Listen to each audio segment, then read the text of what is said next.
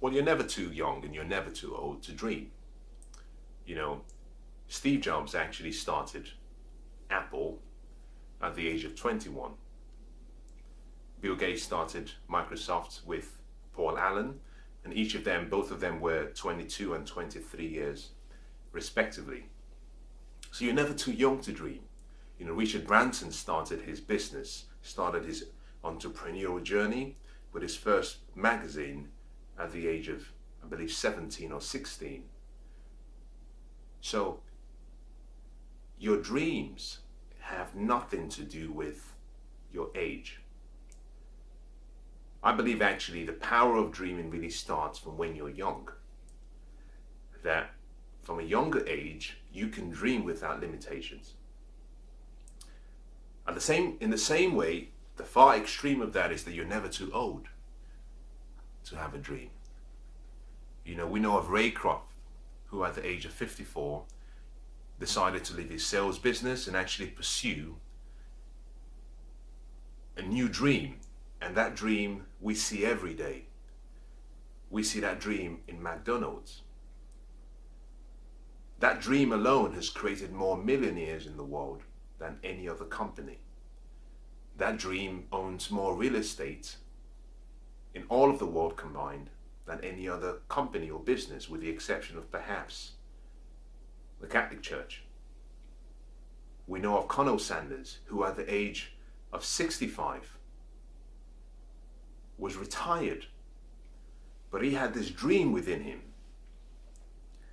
He started to see, he started to present pictures in his mind of what he could be, do, and have. He was retired at the age of 65, but he dared to dream again. And through that dream, despite all the rejections and the failures, today as you drive down the high street, I'm sure you can see a KFC restaurant. You see, he achieved his dream, although he was actually at an age when people would have said, you need to give up, you need to retire and just enjoy life. Well, think about Winston Churchill and World War II, when he became Prime Minister, and the challenges he had to face and overcome. He wasn't young. He was between 60 and 70 years old. But he led a nation, he led a movement, he led Europe to victory. Your age has nothing to do with your dream. We know of Diane, who at the age of 65, what an incredible lady. She had this dream that she had nurtured for so long, and she had attempted a number of times and failed. At the age of 65, here she was standing on the coast of Cuba. She was about to swim from Cuba to Florida, a journey that would have taken about 120 miles, I believe. She had done it a few times and she had failed. But the passion within her, there was something within her that said, this is you. You can do this. And with a promise to herself that this time around she would not fail, she marched forward towards her dream. And 72 hours later on, she arrived in Florida. And as she walked off the water, she made a few statements. And one of those statements was, never, never give up on your dream. And so I want to ask you, what is your dream? Do you have a dream? Because you need dreams. You see, the writer says, without vision and dreams, people perish. Without vision and dreams, you don't have self-discipline. You lack inspiration, you lack motivation, you lack hope. Without vision and dreams, you can't see your destiny. Your dreams give you the platform and gives you the opportunity to see who you could be, to see what you could do with your life, to see what you could have, to see what contribution you can make to your generation. You need a dream. And until you start dreaming again, and until you give yourself the permission to dream, I genuinely believe that actually that you will live life below your potential. And what a tragedy, what a sad life to have lived and not become all you were born to be. You see, I like what I believe it was Albert Einstein says. I'm not really sure who said it, but the quote says, "You make a living by what you get. You make a life by what you give." You see, your dreams are not really yours. Your dreams are really a gift to the world. We, the rest of the world, should actually benefit from the fact that you actually had the opportunity and you were blessed, and we were blessed to have you walk through this journey of life. You see, you have a gift in you. You have the level of greatness within you, which is supposed to be a blessing to the world. And if you live your life and you don't attempt to fulfill your ultimate potential or to push towards your potential, then what you've done is you've robbed us. You've stolen something that should have been for us, and you've taken it with you. Your dream really is a picture that tells you what your destiny should be. And there are many ways to actually start dreaming. If you do not have a dream, you don't have to be worried, because I believe I can show you and I can give you ways in which you can actually perhaps stimulate and reignite the greatness within you, something that can help you start dreaming again.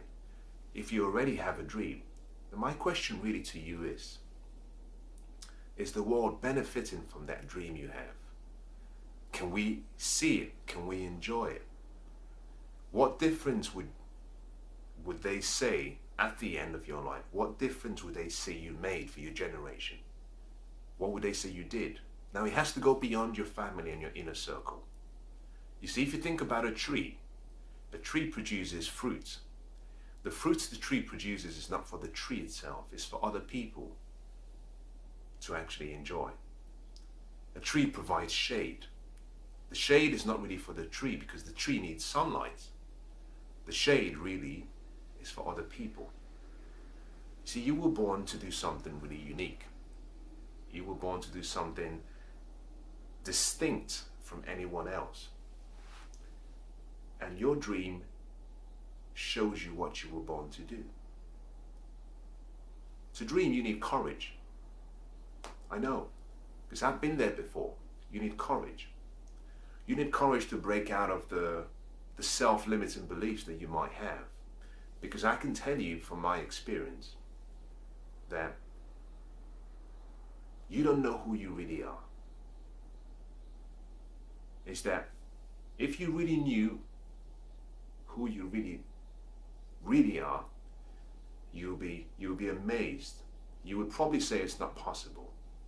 You see, you have a potential in you that is unlimited. A potential that has no boundaries.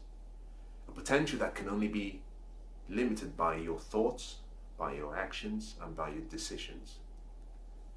A potential that transcends beyond boundaries and can affect and influence generations to come, 100, 1,000 years from now. But that really starts by you deciding that you will feed and you will fuel the dream within you. So I want to ask you 4 or 5 questions, and I hope these questions come across in the right way. My first question to you is, I want you to imagine that you are 85 years old, and looking back at your life, you have been given an opportunity to write your autobiography, to write your life story. What would you say you did? How would you say the world was better because you were born? How would you say you made a difference in your community, in your generation? What would be the theme of that life story? My second question to you is, what would you want to change in the world around you? What changes would you want to bring to the people that you love and you care about? How would you want to make their lives much better, much safer? How would you want to bring more happiness and joy to them? Who would you want to remove pain from their lives? My third question to you really is, what would you be willing to exchange your life for? Every day you are exchanging your life for something. And at the end of your life, whatever you've done with your life will represent what you exchanged your life for. But if you had to make a choice, if you had to decide, what would you really want to do? How would you really want to spend your life? Assuming that money was no object, assuming that perhaps everyone was paid the same salary, assuming that you had no financial restrictions and you had no physical restrictions and you had no limitations mentally, how would you want to spend your life? What would you want to do? What would you want to exchange your life for? My final question is really, what excites you? What gets you really inspired? What motivates you? Where is your passion? What has captured your passion? You see, those 4 questions I've just asked are questions that can actually guide you towards your dream. You see, to dream and to create a dream, it all starts with a decision. It simply starts with deciding that you will let yourself create a future that you want. Through your imagination, that you would let go of all self-limiting beliefs and that you would see through your mind's eye a future with colors, a future much better than your current reality, a future where you can see yourself being, doing and having and experiencing anything that you want. And that really starts by allowing yourself to look beyond your present reality, to look beyond what you can touch, what you can smell, what you can taste. I want you to ask yourself those 4 questions. You see, questions help you change your focus. And if you're still very young, if you're listening to me and you're still young, I want to remind you that you have greatness within you. I want to remind you that you were born as an original. You're not a replica to anyone else. That you're unique. And that uniqueness in you is proven through the fact that no one has the same fingerprints as you do. No one has the same DNA. No one actually can laugh. No one can smile. No one can think like you do. Is that you're in a class completely separate to everyone else. Doesn't mean you're superior, you're just in a different class because you have a unique assignment. But you don't have all the time that you think you have. You see, because as soon as you start your dream and you start to pursue your dream, you can start to feed your generation with your gift. The longer you delay actually starting your dream, the more the world actually has to wait to actually experience the greatness that lies within you. If you're much older, I want to ask you another question. I want to ask you, what changed? What happened to the dream you used to have? What happened to the dream, to the future? What happened to the pictures that you painted when you were still young? Well, it doesn't matter what happened. You can start again. You can turn on your dream machine again. You can create any picture you want. You see, you are the producer of your movie, and the movie is your life. Whether you're young or whether you're older, this is your world. This is your life. And as the producer, you can choose how the story ends. You can choose the scenes. You can choose the flow. You see, there are no second chances in life. You only get one shot. This is no rehearsal. You know, the cameras are on The curtains are up, the tapes are rolling, and every day time is ticking. And every time the wheel of time goes around, life is saying, what have you done with the gifts I gave to you? You see, the ancient story of the parable of the talents is a good example of what life expects from you. The account of the story, according to the writer, says that 3 servants were given talents. A talent was a weight of gold. The first servant was given 5 talents. The second servant was given 2 talents. And then the third servant was given 1 talent. And the master said to the 3 of them, take this talent I've given you, go away, invest it, put it to use. I will come back. When I return, we can come together and you can tell me what you've done with the gifts. Now, just like he promised, the master went away, but he returned. And he called the servants together and he said, I gave you 5 talents. Can you tell me what you did with the 5 talents I gave you? And the servant said, I'm really honored by the opportunity, Master. I'm grateful that you gave me this talents. I took the talents and I started to dream about what I could do with the talents. Through this dream, I found more information. I was led to actually associate with better people. Through the dream, I developed the inspiration and the motivation I needed to go and invest the gifts you gave me. I had to study, I had to practice, but I'm happy to tell you that I put the gifts you gave me to use, that the dreams that I had in my heart fueled the passion, and through that passion I was able to work hard, sacrifice, and I put the gifts you gave me to use.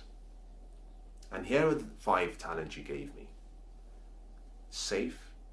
But in addition to the 5 talents you gave me, I'm humbled and I'm honored to tell you that I have an extra 5 talents.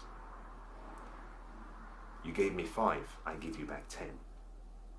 And the master said, wonderful, fantastic. You've done a great job.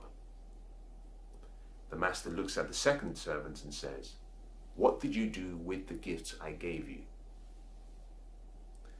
The second servant says, Master, I fell into some difficulty when you gave me this gift.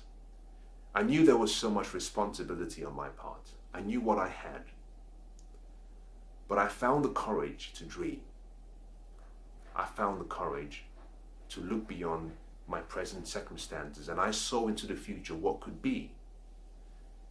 And with the seed you gave me in the form of the talents, I could imagine in my mind multiplying these gifts and becoming someone who was much, much better than I am, or that I was when you gave me the gift. And I had to study, and I had to practice, but I kept dreaming. And Master, I'm here today. You gave me 2 talents. I invested your 2 talents. I served the world. And here the 2 talents are, back as you gave them to me. But just like the first servant, I'm pleased to say that I multiplied just your talents, and I have 2 extra talents. And I present the 4 talents to you, and I'm grateful. The master says, what an excellent job. What an excellent job you've done. Thank you. The master looks at the third servant, and he says, I gave you 1 talent. What did you do with it? The servant says, well, Master, thank you. I'm very pleased to tell you that the gift you gave me was something I cherished. I was worried about failing. I had the fear of taking a leap. I had doubt in my head which had been planted by the people around me. I got into a comfort zone, I was carried away by what I call the cares of life, the pressures of life. I had a family to look after, I had a baby to look after, I had friends, I had to party, I had to live. And unfortunately, I couldn't invest as much time studying and practicing and putting in the work to learn how to invest the gifts you gave me. I spoke to a number of people and they said I couldn't do much with the gifts you gave me, that I didn't have what it would take to succeed. And so I became discouraged, but I knew I couldn't lose the gift you gave me. So I took the gift and I carefully placed it in a safe place. I buried it. I made sure no one could steal it. I made sure no one actually knew where I saved it. Now I remembered you were going to be here today, and so I dug it up. It's still in the same cloth that you gave it to me in, and I presented back to you the same talent you gave me. It wasn't stolen, I'm pleased to announce. It wasn't tampered with. It's exactly how you gave it to me.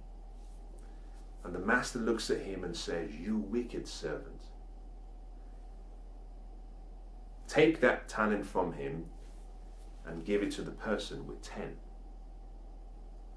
Now take him away and put him in a place where he'll be suffering for not investing my gift." You see, life expects us to reproduce what we're given. Life expects us to simply become all that we can be. In the parable of the talents, something interesting happens. The master never compares himself with the servant. That's number one. The master never compares one servant with another. That's number two. The third is really that the master had expectations. Now I want you to imagine this picture. I want you to imagine at the end of your life that you're standing in a line, and on the line with you, to your left and to your right, that there are a number of great people that you recognize. That you can see Mahatma Gandhi all the way down. You look to the other side and you can see Mother Teresa smiling. You can see Abraham Lincoln. You can see Nelson Mandela to your right. You can see Martin Luther King. You look farther down and you can see all the great people who have made a difference. You see Steve Jobs. You look farther down, well, there is the likes of Bill Gates. You look farther down and you see all the great athletes, the people who've done remarkable things, who've inspired the world, who made a difference in their generation. And each of you on that line is asked the same question that the servants were asked. What did you do with the gift I gave you? And I want you to imagine that it comes to your turn and you're asked the question, what did you do? I put you in a great world. I put you in a great location. I put you in a great environment. I gave you a mind with more than 10 billion brain cells. So I gave you a brain with more than 10 billion brain cells. I gave you a mind that had imagination, that could create, that could tell you what your potential was.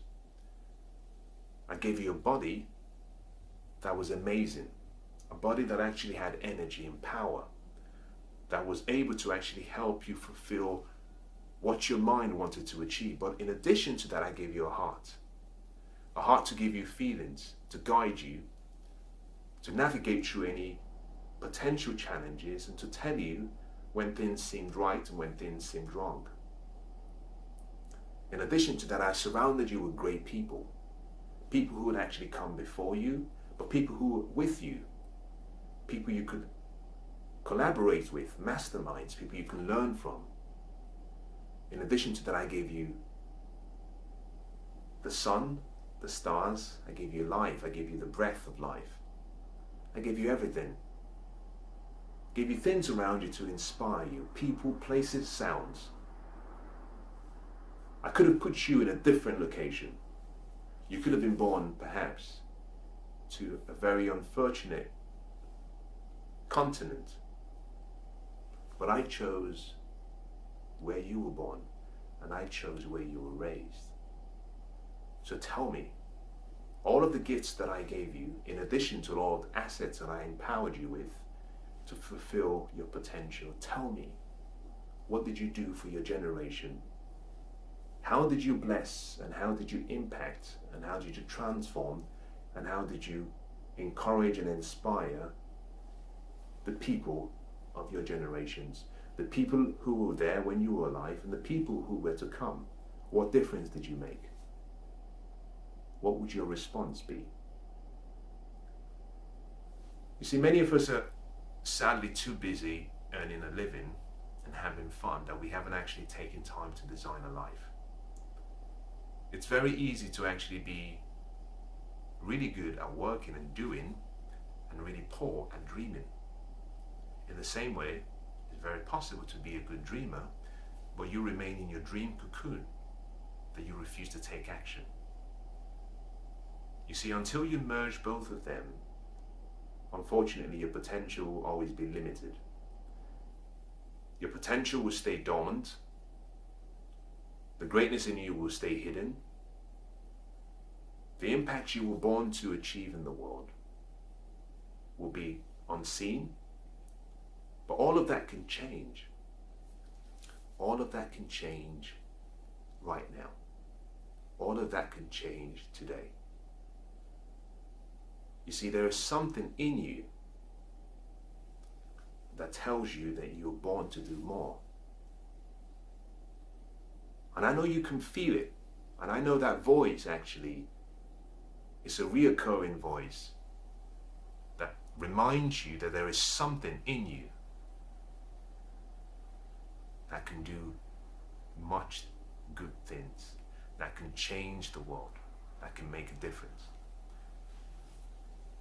I want you to listen to that voice, and I want you to develop the courage. I want you to develop the courage to dream. I want you to turn back your dream machine on again. I want you to peel out all the coats of self-doubt and lack of belief, and I want you to dream. You see, you've got to change your mind. You've got to challenge the status quo. You've got to develop the courage to dream. You see, Roger Bannister was the first person who broke the 4-minute mile. Before the record was broken, it was universally agreed that the human body could not run a 4-minute mile. What changed? Roger Bannister decided to develop the courage to dream. He developed the courage to challenge the status quo, and through his dream, he inspired millions of people to be more, to have more, and to become all that they could be. But he had to develop the courage. And what you really need is simply the courage and the permission to dream. Give yourself the permission to dream. You know, just imagine that you were given a magic wand and you could have anything you want. What would you ask for? If you had 1 year left to live, what one thing would you dare to dream if you were guaranteed success? If there was no possibility of failure, what one thing would you dare to dream? I want you to start where you are. The time is never going to be right. So I want you to dream big, I want you to start now, and I want you to act immediately. Take a leap. Take a leap. You know, how badly do you want this dream? In 1519, a Spanish soldier, Hernan Cortes, had a dream. He had a burning desire. He had a passion. He had a vision of who he could be. He loaded his men into a boat, or into boats, and he sailed to his enemy's shore. He was going to go against an enemy whose number of men outnumbered his greatly. But he had this burning dream, this burning passion, this desire. He knew there was something he was meant to do for his generation. He could feel it within his bones. One writer says, I can feel it deep down in my gut. It's like fire within my bones. I can't shake it off. Well, Hernan Cortes loaded his men into boats, sailed to his enemy's shore, made a request for all of the men and all of the equipment to be unloaded from the boats. When everyone was out and all the equipment were out, standing by the shore, he gave an order: burn all the boats. And he turned around to his men and he said, you see the boats going up in flames? That means two things: we perish or we win. We perish or we win. You see, with that burning desire and that commitment to marching forward, with a decision to cut all forms of retreat, they marched forward and they succeeded. They won. To fulfill any big dream you have, you've got to cut all sources of retreat. You've got to cut all sources of retreat. You've got to put it all in, you see, because your life is really in your hands. Your life is not something that is going to happen to you. Your life is something that you can choose how it unfolds. The quality of your life is really going to be judged and determined by the quality of your belief in your dream. To achieve your dream, develop the courage to dream, and develop the willingness to burn all boats, cut all forms of retreat, and march forward towards your dream.